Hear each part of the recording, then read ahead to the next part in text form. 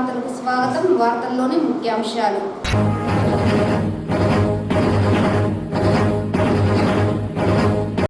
YCP ప్రభుత్వ హయాంలో విధ్వంసానికి గురైన అమరావతి రాజధాని అభివృద్ధిని తిరిగి పట్టాలెక్కించేందుకు కూటమి ప్రభుత్వం అమరావతి 2.0కు శ్రీకారం చుట్టింది.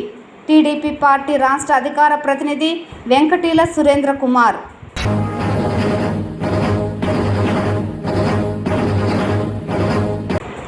మే 4న జరగనున్న నీట్ 2025 ప్రవేశ పరీక్షల నిర్వహణకు జిల్లాలో పగడ్బందీగా ఏర్పాట్లు చేయాలి. సంబంధిత శాఖల అధికారులను ఆదేశించిన జిల్లా కలెక్టర్ సుమిత్ కుమార్.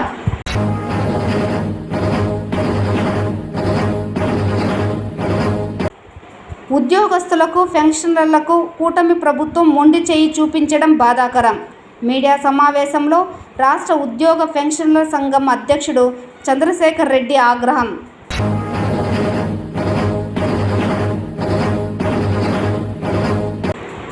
ద్విచక్ర వాహనదారులకు అపరాధ రుసుం విధించడం తమ ఉద్దేశం కాదు. వాహనదారులు ప్రతి ఒక్కరూ తప్పక హెల్మెట్ ధరించాలి. 2 టౌన్ సిఐ నెట్టికంటయ్య. వార్తల్లోని వివరాలు.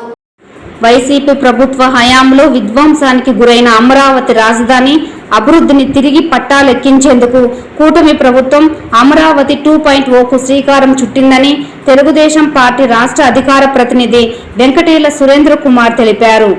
ఈ సందర్భంగా పార్టీ కార్యాలయంలో ఏర్పాటు చేసిన మీడియా సమావేశంలో ఆయన మాట్లాడుతూ అమరావతి రాజధాని నిర్మాణం కోసం 5,000 కోట్లతో 217 స్క్వేర్ మీటర్లతో 8,352 స్క్వేర్ కిలోమీటర్ల విస్తీర్ణంలో రాజధాని అమరావతి రూపుదిద్దుకుంటోందని తెలిపారు. అలాగే ప్రపంచంలోని తొలి సోలార్ నగరంగా చరిత్ర సృష్టించనున్నదని, అమరావతి నగర విద్యుత్ అవసరాల నిమిత్తం 2,700 మెగావాట్ల గ్రీన్ ఎనర్జీని వినియోగించుకునేలా ప్రభుత్వం ఏర్పాటు చేస్తోందన్నారు. ప్రపంచ బ్యాంక్ ఏడీపీల నుంచి 15,000 కోట్ల రుణాలు మంజూరు చేసుకోవడంతో పాటు జర్మనీకి చెందిన డెవలప్మెంట్ బ్యాంక్ KfW నుండి 5,000 కోట్ల రుణం పొందేందుకు కూటమి ప్రభుత్వం ప్రయత్నాలు చేపట్టిందన్నారు. గతంలో టీడీపీ ప్రభుత్వం నిర్మించిన టిట్కో గృహాలను పూర్తి చేసి మౌలిక సదుపాయాలను కల్పించి పేద ప్రజలకు అందజేస్తోందని ప్రకటించారు. అమరావతి రాజధాని పూర్తయితే 175 నియోజకవర్గాలలో యువతకు ఉద్యోగ ఉపాధి అవకాశాలు దొరుకుతాయన్నారు. అయితే గతంలో మాజీ ముఖ్యమంత్రి జగన్మోహన్ రెడ్డి తీసుకున్న 3 రాజధానుల ప్రతిపాదనల కారణంగా పెట్టుబడులు గణనీయంగా పడిపోయాయని, రాష్ట్ర వ్యాప్తంగా భూముల విలువ కూడా పడిపోయిందన్నారు. అమరావతి మునిగిపోయే రాజధాని అని, అమరావతి నిర్మాణం కోసం సమకూర్చుకున్న నిధులను ప్రజల నుండి వివిధ రూపాలలో వసూలు చేస్తారని అబద్ధపు ప్రచారాలు జగన్మోహన్ రెడ్డి చేశారని, దీనివలన 2 లక్షల కోట్ల రూపాయల విలువైన 130 పరిశ్రమలు, వ్యాపార సంస్థలు పొరుగు రాష్ట్రాలకు తరలిపోవడంతో లక్షలాది మంది ఉద్యోగాలు కోల్పోయారని పేర్కొన్నారు. మరో 5 ఏళ్లలో పూర్తి స్థాయిలో కూటమి ప్రభుత్వం రాజధాని పూర్తి చేసి యువతకు ఉద్యోగ ఉపాధి అవకాశాలకు మెండుగా కల్పించేందుకు చర్యలు చేపడుతోందన్నారు. ప్రయత్నం చేశారు. వాస్తవం చూసుకున్నప్పుడు అమరావతి ప్రాంతంలో దళితులు, బీసీలు ఎక్కువ ఉంటారు. కాపు, ముస్లిం, బ్రాహ్మణ, వైశ్య వర్గాలు అన్నీ కూడా కుడి ఎడముగా ఉన్నాయి. అది ఒక ప్రజా రాజధాని. కేవలం చంద్రబాబు నాయుడు గారికి మంచి పేరు వస్తుందని చెప్పి ఉద్దేశంతోనే మరి అమరావతిని ఆ రోజు విధ్వంసానికి గురి చేశారు. చేసిన పనులన్నీ కూడా నిలిపేయడం జరిగింది. చివరకు వేసిన రోడ్లలోని కంకరను కూడా మరి జేసీబీలతో బయటకు తీసి దాన్ని కూడా దొంగిలించుకోవడం జరిగింది. ఈ విధంగా సర్వనాశనం చేశారు ఆ రోజుల్లో. ఆ తర్వాత అమరావతి రైతులు ప్రజా ఉద్యమానికి శ్రీకారం చుట్టారు. స్వాతంత్రోద్యమం తర్వాత అంత పెద్ద ఎత్తున ఉద్యమం జరిగింది అమరావతి ఉద్యమమే. సుమారు 1631 రోజుల పాటు నిర్విరామంగా రాజధాని రైతులు పోరాటం చేశారు. ఆ సుదీర్ఘ పోరాటంలో 230 మందికి పైగా రైతులు వేధింపులు తట్టుకోలేక ప్రాణాలు వదిలారు. వాళ్ళకి అందరూ కూడా ఘనంగా నివాళులు అర్పిస్తున్నాం. అదేవిధంగా అమరావతి రైతులపైన మహిళలు, వృద్ధులను కూడా చూడకుండా 3,000 పైగా అక్రమ కేసులు బనాయించి వేధించారు. ఆ సుదీర్ఘ పోరాటంలో 230 పైగా మంది రైతులు వేధింపులు తట్టుకోలేకుండా ప్రాణాలు వదిలారు. వారికి అందరూ కూడా ఘనంగా నివాళులు అర్పిస్తూ ఉన్నాం. వృద్ధులు మహిళలను చూడకుండా 3000 మంది పైగా అక్రమ కేసులు పెట్టారు. అయినా కూడా వారి ప్రాణాలు తెగించి ఈ ఉద్యమం చేశారు. వారికి అందరూ కూడా ఈరోజు మరి ఈ పునర్నిర్మాణ పనులందరూ కూడా ఆహ్వానాలు పంపడం జరిగింది. ఈరోజు ముఖ్యమంత్రి గారి దక్షతతో గౌరవ ప్రధానమంత్రి గారి సహకారంతో ఈ నిర్మాణ పనులను కూడా ప్రారంభం చేసుకుంటున్నాం. ఇప్పుడు కూడా జగన్మోహన్ రెడ్డి అమరావతి పైన దుష్ప్రచారం కొనసాగిస్తూనే ఉన్నారు. ప్రజల చేత వసూలు చేసినటువంటి పన్నులంతా కూడా కేవలం ఒక అమరావతికే ఖర్చు పెట్టేస్తున్నారని చెప్పి కూడా ఈరోజు నిందలు మోపుతున్నారు. ఇది వాస్తవం కాదు. ప్రభుత్వం నుంచి ఒక్క పైసా కూడా అమరావతి కోసం ఖర్చు పెట్టడం లేదు. ప్రజల నుంచి వసూలు చేసే పన్నుల రూపంలో వసూలు చేసే నిధులను ఒక్క రూపాయి కూడా అక్కడ వినియోగించుకోలేదు. రుణాలు వివిధ సంస్థల నుంచి రుణాలు పొంది పనిచేయడం జరుగుతుంది. చిత్తూరు జిల్లా సహకార బ్యాంకులో 100% కంప్యూటరైజేషన్ చేసినట్లు చిత్తూరు జిల్లా సహకార కేంద్ర bank chief executive officer Shankar Babu తెలిపారు. బుధవారం కార్యాలయంలో ఏర్పాటు చేసిన మీడియా సమావేశంలో ఆయన మాట్లాడుతూ జిల్లా వ్యాప్తంగా 75 సహకార సంఘాలు పనిచేస్తున్నాయన్నారు. ఇప్పటిదాకా ఈ బ్యాంకులు మొత్తం మాన్యువల్గా నడిచేవని, ప్రస్తుతం వీటిని పూర్తి స్థాయిలో కంప్యూటరైజేషన్ చేయడం జరిగిందన్నారు. దీని ద్వారా రైతులకు ఎంతో మేలు జరుగుతుందని, అన్ని బ్యాంకులు తరహాలోనే తమ సహకార బ్యాంకులు లావాదేవీలు కూడా ఆన్లైన్ సేవలు అందజేయనున్నదని స్పష్టం చేశారు. దీని ద్వారా బ్యాంకుల రుణాలే కాకుండా సొసైటీలో కూడా రుణాలు అందజేయాలని బ్యాంకు పాలక వర్గం నిర్ణయించడం జరిగిందన్నారు. ఇందులో భాగంగా స్వల్పకాలిక రుణాలతో పాటు దీర్ఘకాలిక రుణాలను కూడా రైతులకు అందుబాటులో తీసుకురానున్నట్లు తెలిపారు. అలాగే నూతనంగా సూర్యఘర్ పథకానికి కూడా 3 లక్షల మేర 78,000 సబ్సిడీతో రుణాలు అందించేందుకు ప్రతిపాదనలు సిద్ధం చేశామన్నారు. 2024-25 ఆర్థిక సంవత్సరంలో సహకార సంఘ బ్యాంక్ లాభాల బాటలో నడవడం జరిగిందని, 2025-26లో సైతం అదే తరహాలోనే బ్యాంకు సేవలను ప్రజలతో పాటు రైతులకు సహకార సంఘాలకు అందించనున్నట్లు ఈ సందర్భంగా సీఈఓ స్పష్టం చేశారు. వీటితో పాటు పిఎం సూర్య ఘర్ అనేటువంటి ఈ ప్యానెల్స్ పెట్టి సూర్య దీంతో చేయగలిగినవి 3 లక్షల రూపాయల వరకు మనం రుణాలు ఇస్తున్నాము. దీనిలో కూడా ఒక్కొక్కరికి 78,000 రూపాయల వరకు సబ్సిడీ వస్తుంది. సో ఈ రుణాలన్నీ అందుబాటులోకి ఆల్రెడీ ఉన్న వాటితో స్వల్పకాలిక రుణాలు, దీర్ఘకాలిక రుణాలతో పాటు సొసైటీలో గోల్డ్ లోన్స్ కూడా మనం చేస్తున్నాము.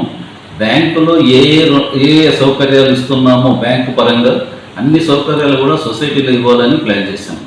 ఇక బ్యాంకుకి వస్తే 31/3/2025కి బ్యాంకులో మొత్తం 3,400 కోట్లు వ్యాపారం చేస్తున్నాము. దీనిలో దగ్గర 12,76,00,000 రూపాయలు లాభం గడించడం జరిగింది. ఇది ఇంకా ఆడిట్ జరుగుతూ ఉంది. అన్ఆడిటెడ్ ఫిగర్స్ మీకు చెప్తున్నాను. దీని మొత్తం 998 కోట్లు డిపాజిట్తో 2,340 కోట్లు రుణాలు ఇచ్చున్నాం. ఇప్పటికీ 754 కోట్లు ఇతర బ్యాంకుల్లో మనం పెట్టుబడులు పెట్టున్నాము. మన బారోయింగ్స్ ముఖ్యంగా మనము నాబార్డు ద్వారా, ఆప్కా ద్వారా తీసుకోవడం జరిగింది. వీటి ద్వారా దగ్గర 226 మంది బ్యాంకు సిబ్బంది కష్టపడి ఈ సంవత్సరం బాగా కష్టపడడం వల్ల మనకు లాభము 12,76,00,000 రూపాయలు వచ్చింది. దీనిలో ముఖ్యంగా ఈ ఎన్పిఏలు ఉన్న నిరర్ధక ఆస్తులు కొంత పెరిగింది. ఈ సంవత్సరం 90 కోట్ల వరకు వచ్చింది. దీన్ని తగ్గించడానికి ఈసారి మనం యాక్షన్ ప్లాన్ తయారు చేసుకొని దాన్ని 55 కోట్లకు 60 కోట్లకు మధ్యలోకి తీసుకురావాలని ఈ 25-26 సంవత్సరంలో ప్రధానంగా ప్లాన్ చేసుకున్నాము.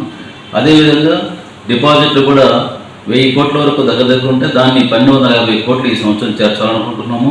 అదేవిధంగా రుణాలు 2,340 కోట్లు ఇప్పుడు ఉంటే దాన్ని 3,300 కోట్లు 3,350 కోట్ల వరకు తీసుకురావాలని ప్రణాళిక తయారు చేసుకొని ముందుకెళ్తున్నాం.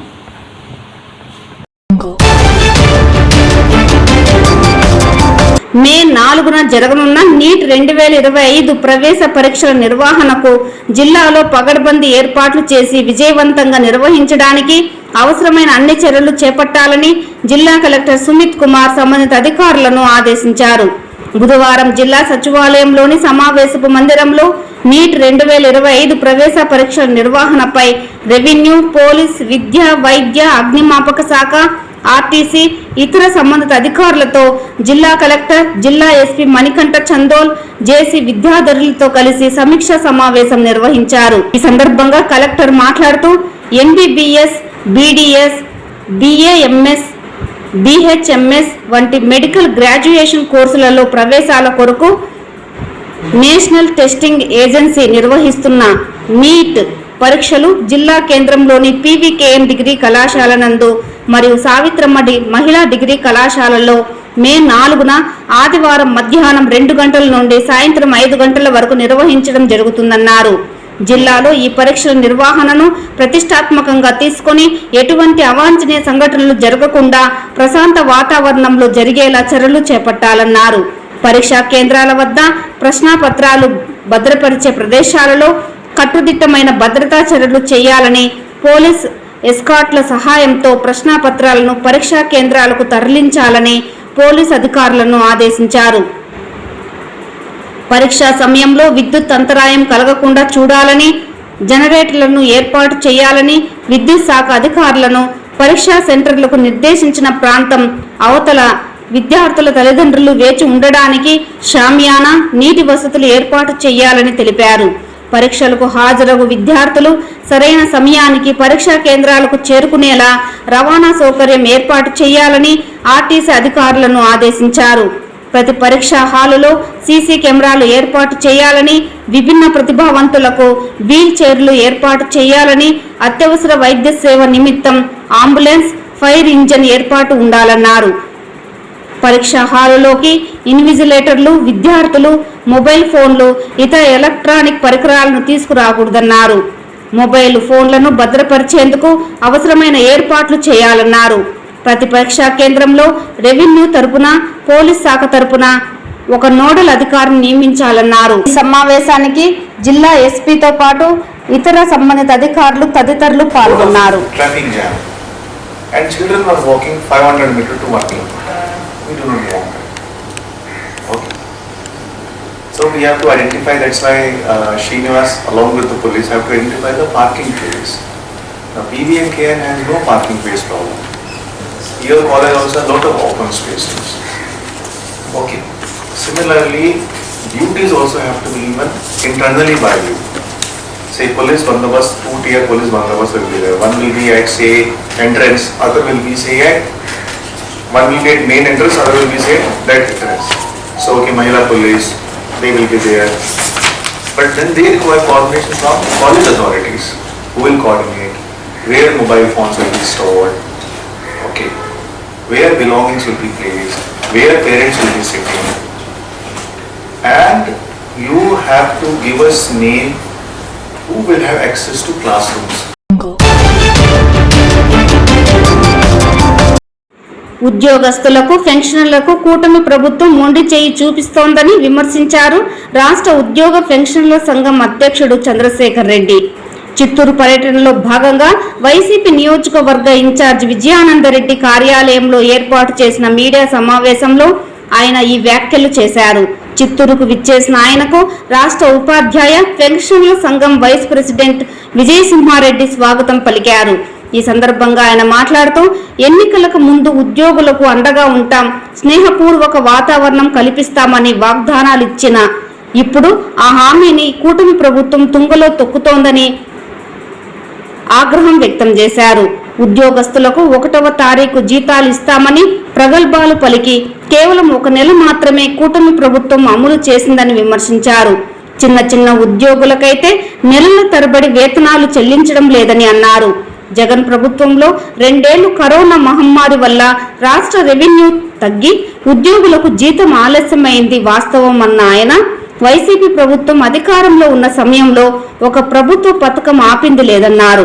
కూటమి ప్రభుత్వం అధికారంలోకి వచ్చిన తర్వాత ఓ పక్క గ్రామ సచివాలయ ఉద్యోగులను కుదిస్తూ మరో పక్క వాలంటరీ వ్యవస్థను నాశనం చేసి వాళ్లను రోడ్డు మీద పడేశారని విమర్శించారు. రైతు భరోసా ఉద్యోగులను కూడా రోడ్డున పడేశారన్నారు. అసెంబ్లీ సమావేశాల ప్రారంభంలో 4 లక్షల ఉద్యోగాలు ఇచ్చామని గవర్నర్ వద్ద కూడా అబద్ధం ఆడించిన ఘనత టీడీపీ కూటమి ప్రభుత్వందేనని, ఎక్కడ ఇచ్చారని అడిగితే భవిష్యత్తులో ఇస్తామని బుకాయిస్తున్నారని పేర్కొన్నారు. అంతేకాకుండా ఉద్యోగస్తుల మీద రాజకీయ కక్ష సాధింపు చర్యలు చేపట్టమే కాకుండా వారికి పార్టీ ముద్ర వేసి పోస్టింగ్లు ఇవ్వకుండా, జీతాలు ఇవ్వకుండా వేధిస్తున్నారని విమర్శించారు. నిజాయితీ గల ఉద్యోగులు నిక్కర్సుగా ఉద్యోగం చేస్తే కూడా వారిని కూడా వేధించడం తగదన్నారు. ఈ కార్యక్రమంలో ప్రసాద్ రెడ్డి, విజయసింహారెడ్డి, రెడ్డప్ప, రాజారెడ్డి, పెరుమాల్ రెడ్డి, మొగిలయ్య, దండపాని, రాజారత్నం రెడ్డి, జ్ఞాన జగదీష్ తదితరులు పాల్గొన్నారు. అడిషనల్ క్వాంటమ్ ఆఫ్ పెన్షన్ గాను ఇవ్వాలి అని చెప్పేసి కూడా నేను ఈ సందర్భంగా ప్రభుత్వాన్ని కోరుతున్నా. అయితే ప్రభుత్వం చెప్పింది మేనిఫెస్టోలో ఇంతకుముందు మీకు చెప్పినట్టుగా, మేము వచ్చిన తర్వాత పెన్షనర్స్ కోసం వాళ్ళని మేము ప్రేమగా చూసుకుంటాం, వాళ్ళ కోసం ఒక పెన్షనర్స్ కార్పొరేషన్ ఒకటి పెడతాము, వాళ్ళకి సకాలంలో వాళ్ళకి ఇమీడియట్ గా న్యాయం జరిగే విధంగా చేస్తామన్నారు. దాన్ని ఊసేటట్లా దాని మాటే ఎక్కడ కూడా మాట్లాడట్లేదు. అలాగా పెన్షనర్స్ కానీ ఉద్యోగస్తులకు కానీ సంబంధించిన ఏ ఒక్క విషయంలో కూడా ముందుకు పోవట్లే. అదేవిధంగా ఎవరైనా ఒక ప్రభుత్వ ఉద్యోగి రిటైర్ అయిన తర్వాత వాళ్ళ పెన్షన్లో 40% వరకు కమిట్ చేయొచ్చు, ప్రభుత్వానికి అమ్ముకోవచ్చు. అమ్ముకున్న తర్వాత 15 ఏళ్ళ తర్వాత దాన్ని మరలా ఏదైతే కట్ చేస్తారో ఆ డిడక్షన్ లేకుండా ఫుల్ పెన్షన్ ఇస్తారు. కానీ 11 సంవత్సరాల 3 నెలలకే అవుతుందని చెప్పేసి దేశంలో ఉన్నటువంటి అన్ని రాష్ట్రాలలో ఉన్నటువంటి రాష్ట్ర ప్రభుత్వ ఉద్యోగస్తులు కోర్టులకు వెళ్ళారు. అన్ని కోర్టులు ఇచ్చాయి. 11 సంవత్సరాలు 3 నెలలు ఎవరైతే దాటుతారో వాళ్ళు కట్టనవసరం లేదు, ఎందుకంటే వాళ్ళ దగ్గర ఎంతో డిడక్ట్ చేసుకున్నారో అదంతా కూడా 11 సంవత్సరాల 3 నెలల్లో తీరిపోతుంది కాబట్టి కట్టనవసరం లేదని చెప్పేసి కూడా ఇచ్చాయి. చాలా దగ్గర కట్టట్ల ప్రభుత్వాలు తెలుసు, అయినా కూడా దాని మీద ఒక జీవో ఇవ్వచ్చు కదా అందరికీ. కోర్టుకు పోయిన వాళ్ళకు ఆపేస్తున్నారు, కోర్టుకు పోయిన వాళ్ళ దగ్గర రికవరీ చేస్తున్నారు. కాబట్టి పెన్షనర్స్ కి ఇమీడియట్ గా దాన్ని ఏ విధంగా కోర్టులు చెబుతున్నాయో 11 సంవత్సరాల 3 నెలల వరకే ప్రభుత్వ ఉత్తర్వులు కూడా ఇవ్వాలి అని చెప్పేసి కూడా నేను ఈ సందర్భంగా ప్రభుత్వాన్ని కోరుతున్నాను. ద్విచక్ర వాహనదారులకు అపరాధ రుసుము విధించడం తమ ఉద్దేశం కాదని, మీ ప్రాణ రక్షణ కోసం విధిగా హెల్మెట్లు ధరించాలని Chittoor 2 town police station circle inspector Nettikantaiah తెలిపారు. మంగళవారం రాత్రి 2 టౌన్ పోలీస్ స్టేషన్ వద్ద ద్విచక్ర వాహనదారులకు హెల్మెట్ పై అవగాహన కల్పించారు. ద్విచక్ర వాహనదారులకు ప్రమాదం జరిగినప్పుడు ఎక్కువగా తలకు గాయాలవుతాయన్నారు. హెల్మెట్ ధరించడం వల్ల ప్రమాదాలు జరిగినప్పుడు తలకు రక్షణగా ఉంటుందన్నారు. ప్రమాదం నుండి బయటపడవచ్చునని అన్నారు. అదేవిధంగా మద్యం సేవించి వాహనాలు నడపరాదని, సీట్ బెల్ట్ తప్పనిసరిగా ధరించాలని సూచించారు. అనంతరం హెల్మెట్ పెట్టుకుంటామని ద్విచక్ర వాహనదారుల చేత ప్రమాణం చేయించారు. తీసుకుంటున్నారు. బట్ ప్రమాదం అనే వైరస్ చాలా అందరికీ తెలుసు. రోడ్ ఎక్కితే ఏ క్షణమైనా ఏదైనా జరగచ్చని, బట్ దాన్ని ఎవరు కూడా పట్టించుకోవడం లేదు. రోడ్ సేఫ్టీ అన్నది పోలీసు వాళ్ళు ఒక్కరే 24 గంటలు రోడ్డు మీద చెప్తేనే సేఫ్టీగా ప్రజలు ఉంటారనేది భ్రమ. ప్రజలు కూడా ఆ సేఫ్టీలో కోఆపరేట్ చేయాలి. పబ్లిక్లో ప్రతి మనిషి రోడ్డు ఎక్కిన తర్వాత ఆ బండిలో ఏదో ఒక మనిషి అనేది ఉంటాడు. ఏ చిన్న సంఘటన జరిగినా ఒక ప్రాణం లాస్ అవుతుంది, లేదా ఆ వ్యక్తి ఏదో రకంగా వికలాంగుడు అవడమో, లేకపోతే ఇంకా ఏదైనా తీవ్రంగా జరిగితే కుటుంబాన్ని పెద్ద దిక్కును కోల్పోయే పరిస్థితి తెచ్చుకుంటారు. దయచేసి ఇక్కడ ఫైన్లు వేయాలా, పోలీసు వాళ్ళు అందరినీ ఫైన్లు వేసి ఇబ్బంది పెట్టాలని కాదు. మీ సేఫ్టీ మాకు ముఖ్యం. అందరు కూడా సీట్ బెల్ట్ పెట్టుకోవాలి. 4 వీలర్లో వెళ్ళేవాళ్ళు, 2 వీలర్లో వెళ్ళేవాళ్ళు తప్పనిసరిగా హెల్మెట్ ధరించండి. అది ఎవరైనా సరే, ఇక్కడ మనిషి ప్రాణం ఇంపార్టెంట్. మన ఇంట్లో మనం అనుకుంటుంటాం ఏదైనా కొత్త వస్తువు వచ్చి చాలా జాగ్రత్తగా చూసుకుంటుంటాం, కానీ మన ప్రాణం మనల్ని మరి ఎంత ఇంపార్టెంటో అందరికీ తెలుసు. బట్ చాలా నిర్లక్ష్యంగా రోడ్డు మీద ప్రయాణాలు చేస్తుంటారు. దయచేసి రోడ్ సేఫ్టీలో ప్రజలు సహకరించినప్పుడే మనం ప్రమాదాలను నివారించగలిగిన వాళ్ళు అవుతాం. అంతే తప్ప పోలీసులు చెప్పినంత మాత్రాన ఆగవు. రెండోది, తాగి వాహనం నడపొద్దు, ట్రిపుల్ రైడింగ్ వెళ్ళొద్దు, అట్లాగే ఇంకా ఏదైనా ర్యాష్ డ్రైవింగ్స్, ఓవర్లోడింగ్స్ చేయొద్దు. ఎందుకంటే ఒక 10 నిమిషాలు లేదా ఒక 20 నిమిషాల జర్నీకి ఏదుందులే ఎక్కువైతే ఏముందులేని ఆటోలో ఎక్కుతుంటారు. బట్ ఆ ప్రాణం పోతే 10 నిమిషాలు నీ కుటుంబాన్ని 10 సంవత్సరాలు నువ్వు లేని లోటుని ఎవరు తీర్చలేరు. తర్వాత చాలా ఇబ్బందికరమైన పరిస్థితుల్లో కుటుంబాలు వెళ్తాయి. దయచేసి అందరూ కూడా సేఫ్టీగా రోడ్ సేఫ్టీలో పోలీస్ కోఆపరేట్ చేసి ప్రతి ఒక్కరూ హెల్మెట్ పెట్టుకొని మంచి సేఫ్టీ సిటీగా సహకరిస్తారని చిత్తూరుకి పోలీస్ డిపార్ట్మెంట్ తరఫున కోరుకుంటాను. Thank you.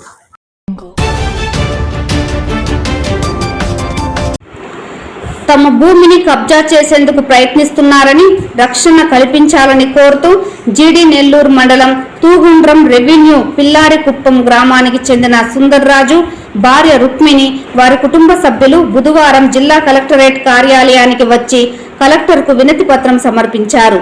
ఈ సందర్భంగా మీడియాతో సుందర్రాజు కుమారుడు పురుషోత్తం మాట్లాడుతూ తన తండ్రి సుందర్రాజు 2013వ సంవత్సరం గంగాధర్ నెల్లూరు నియోజకవర్గం తూగుండ్రం రెవెన్యూ పిల్లారికుప్పం గ్రామంలో సర్వే నెంబర్లు 374, సబ్ డివిజన్ నెంబర్లు 374/9A, 9B, 10 సర్వే నెంబర్లలో గల 27 సెంట్ల భూమిని తన తల్లిగారైన రుక్మిణి పేరుపై కొనుగోలు చేయడం జరిగిందని, ఇందుకు సంబంధించి రిజిస్టర్ డాక్యుమెంట్లతో పాటు 1B కలదని, గత కొద్ది రోజుల క్రితం తాము గ్రామంలో లేని సమయంలో కబ్జా చేసేందుకు అదే గ్రామానికి చెందిన భూషణ్, కరుణాకర్, సుధాకర్, జయచంద్ర, భాస్కర్ శెట్టి, జయచంద్ర మందడి అక్రమంగా కబ్జా చేసేందుకు ప్రయత్నిస్తున్నారని వాపోయారు. గతంలో ఆర్డీఓ కార్యాలయం నుండి సర్వేయర్లు సర్వే చేసి హద్దులు నిర్ణయించారని తెలిపారు. చట్టపరంగా తమకున్న భూమిని కబ్జాదారు నుండి కాపాడి రక్షణ కల్పించాలని జిల్లా కలెక్టర్కు విజ్ఞప్తి చేసినట్లు తెలిపారు. నా పేరు పురుషోత్తము, మా అమ్మ పేరు రుక్మిణి, మా నాన్న పేరు సుందర్రాజులు. మాది గంగానెల్లూరు నియోజకవర్గము, తుంగుండ్రం రెవెన్యూ పిల్లారికుప్పం విలేజ్. ఇక్కడ మేము 2013లో 374 సర్వే నెంబర్లో భూమిని కొన్నాము. ఆ భూమిని గ్రామ ప్రజలు కబ్జా చేసి మమ్మల్ని ఇబ్బంది పెడుతున్నారు. దానికి తగు న్యాయం చేయాలని చెప్పి మేము కలెక్టర్ గారిని అడగడానికి వచ్చాము. ఎంఆర్ఓ ఆఫీస్లో మేము మా గ్రామ ప్రజలు సర్వే కట్టారు. అది మాకు సంతృప్తికరంగా లేకపోయేసరికి మేము ఆర్డీఓ ఆఫీస్కి వెళ్ళి అక్కడ సర్వే కట్టి మా హద్దుల ప్రకారము సర్వే చేయించుకున్నాము. దాని ప్రకారము హద్దులు నాటుకుని ఇప్పుడు ఒక 4-5 సంవత్సరాలు అయిన తర్వాత మా అమ్మ నాన్న ఊళ్ళో లేని సమయంలో మా సర్వేరాలని తీసేసి మా భూమిని ఆక్రమించుకునేసి దారి లేకుండా ఇబ్బంది కలుగజేస్తున్నారు. దీనికి తగు న్యాయం చేయాలని చెప్పి కలెక్టర్ గారిని కోరడానికి వచ్చాము. మా భూమిని కబ్జా చేసిన వాళ్ళు జయచంద్ర, భాస్కర్ శెట్టి, చంద్రశేఖర్ శెట్టి, జయచంద్ర, ఇంకొక జయచంద్ర కూడా ఉన్నారు. వాళ్ళకి ఏమన్నా పొలిటికల్ బ్యాక్గ్రౌండ్ ఉండదు. లోకల్ పొలిటికల్ తీసుకుంటున్నారు. వాళ్ళు పొలిటికల్ పార్టీ ప్రెజర్ తీసుకునేసి ఎంఆర్ఓ వాళ్ళని, పోలీస్ వాళ్ళని ఇబ్బంది కలుగజేసి మా భూమిని కబ్జా చేయడానికి మాకు ఎటువంటి సపోర్ట్ ఇవ్వనీయకుండా ప్రయత్నం చేస్తున్నారు. ప్రజలకు విద్య, వైద్యాన్ని వ్యాపార కేంద్రంగా మార్చి రాష్ట్ర ప్రభుత్వం ప్రజల జీవితాలతో చెలగాట మాడుతోందని బీసీ సంక్షేమ సంఘం దక్షిణాది రాష్ట్రాల ఇన్ఛార్జ్ షణ్ముగం శోభారాణి ఆగ్రహం వ్యక్తం చేశారు. అపోలో వద్దు, ప్రభుత్వ హాస్పిటల్ ముద్దు అన్న నినాదంతో చేపట్టిన సంతకాల సేకరణ కార్యక్రమం 3వ రోజు దిగ్విజయంగా కొనసాగింది.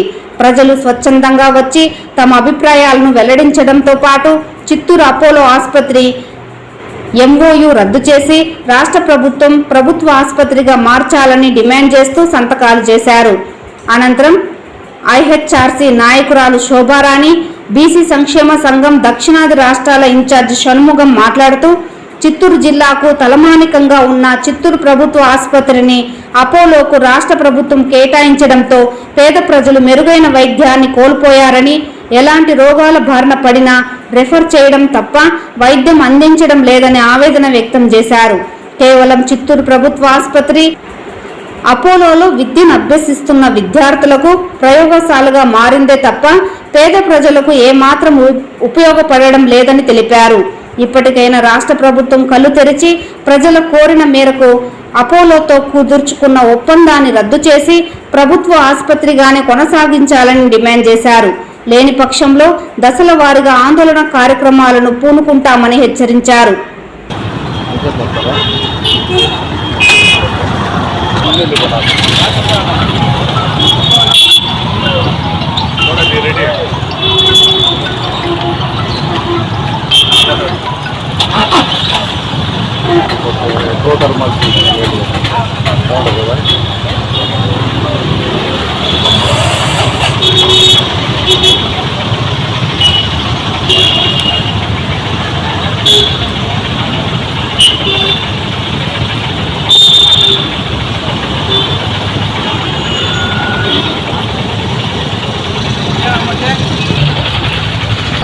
మొదలై 3 రోజులైంది. ఇప్పటికీ 7,000 దిశగా ప్రజా సంతకాల సేకరణ జరుగుతుంది. ప్రతి వ్యక్తికి విద్యా వైద్యం అనేది సామాజిక హక్కు, అది ఒక చిన్న హక్కు అన్నమాట. దాన్ని కూడా మా చిత్తూరులో విద్య ఎలాగూ లేదు, విద్యా హబ్ ఎలాగూ లేదు.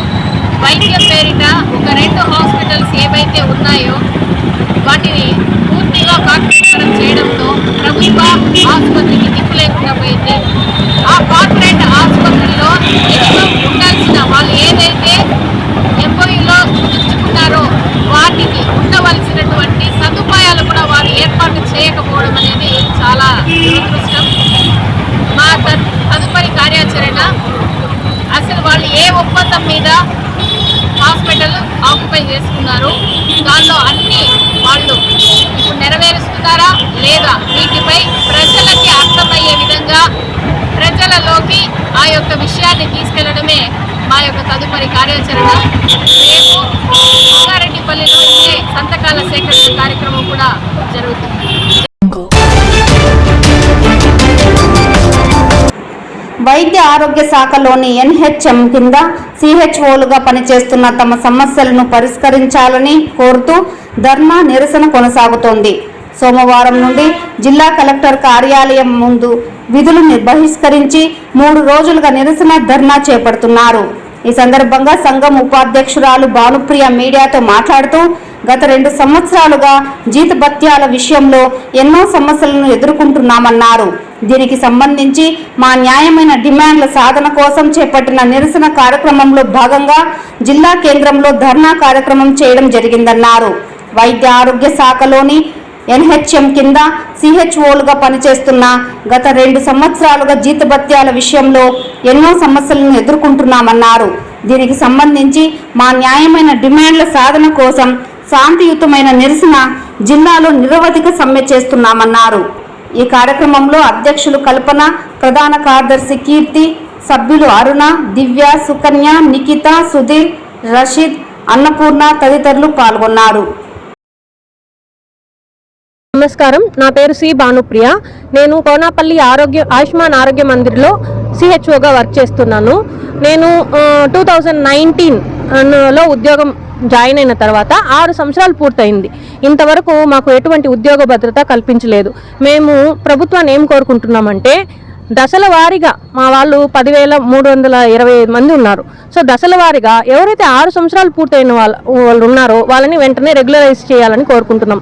అదేవిధంగా ఎన్హెచ్ఎంలో ఉండేటటువంటి అన్ని క్యాడర్లకి కూడా 23% హైక్, 5% ఇంక్రిమెంట్ను అమలుపరిచి ఓన్లీ సిహెచ్ఓలను మాత్రము ఎక్స్క్లూడ్ చేశారు. రీజన్ ఏమని అడిగితే, ఆల్రెడీ మీకు 40,000 జీతం వస్తుంది, 25,000, 15,000 ఇన్సెంటివ్ అని చెప్పారు. కానీ మా అకౌంట్ నెంబర్లను మీరు ఓపెన్ చేసి చూస్తే ఇంతవరకు ఆ 40,000 రుక్కంగా మాకు పడినట్లుగా ఎటువంటి దాఖలు లేవు. మేము ప్రభుత్వాన్ని ఏం కోరుకుంటున్నామంటే, మాకు కూడా ఆర్థికపరమైన అనేక సమస్యలు ఉన్నాయి. దయచేసి ఏదైతే మాకు పెండింగ్ బకాయిలు ఉన్నాయో వాటిని వెంటనే చెల్లించాలి. ఇదే కాకుండా దీనికే మేము కష్టపడుతాం ఉంటే, ఆల్రెడీ ఎవరైతే అద్దె బిల్డింగ్ లో ఉన్నారో ఆ అద్దె బకాయిలను మేమే చెల్లించుకుంటున్నాము, కరెంటు బిల్లులను మేమే మా జీతం నుంచి చెల్లించుకుంటున్నాం. దీనికి కూడా పక్కా ప్రణాళిక వేసి నెల దీనిని కూడా వాళ్ళే కట్టే విధంగా చర్యలు తీసుకోవాలని మేము ప్రభుత్వాన్ని వేడుకుంటున్నాము. ఇంతేకాకుండా ఎంతో మంది చిరు ఉద్యోగులు ప్రైవేట్ రంగంలో పనిచేసే వాళ్ళకు కూడా ఈపీఎఫ్ఓను కట్ చేస్తున్నారు. కానీ మాకు గత సంవత్సరం నుండి మాత్రం మమ్మల్ని దాంట్లో నుంచి తొలగించారు. సో దానిని కూడా మేము మళ్ళీ పునరుద్ధరించాలని మేము ప్రభుత్వం వారిని కోరుకుంటున్నాము. అంతేకాకుండా సిహెచ్ఓకి నిర్దిష్టమైన జాబ్ చార్ట్ని ఇవ్వాలి. ఈ పనులు సిహెచ్ఓని అని వాడుకోవాలి. ఎవరు రాకపోయినా ఏ డిపార్ట్మెంట్, మా హెల్త్ డిపార్ట్మెంట్లో ఏ పనులకైనా ఎవరు రాకపోయినా మమ్మల్ని రీప్లేస్మెంట్గా అట్లా వాడుకుంటున్నారు. దానిని కూడా అట్లా ఉండకుండా నిర్దిష్టమైన జాబ్ చార్ట్ ఇచ్చి మమ్మల్ని మా పనులను చక్కగా చేసి ప్రజలకు సేవ చేసే విధంగా మీరు ఏర్పాట్లు చేయవలసిందిగా వేడుకుంటున్నాం. మేము 3 రోజుల నుంచి చిత్తూరులో కలెక్టరేట్ ఎదురుగా నిరవధిక సమ్మెను శాంతియుతంగా నిర్వర్తిస్తున్నాము. మాది ఏదైతే న్యాయబద్ధమైన కోరికలు ఉన్నాయో వాటిని వెంటనే ప్రభుత్వం వారు దయతో పరిష్కరించాలని వేడుకుంటున్నాం. ఈ వార్తలు ఇంతటితో సమాప్తం. నమస్కారం.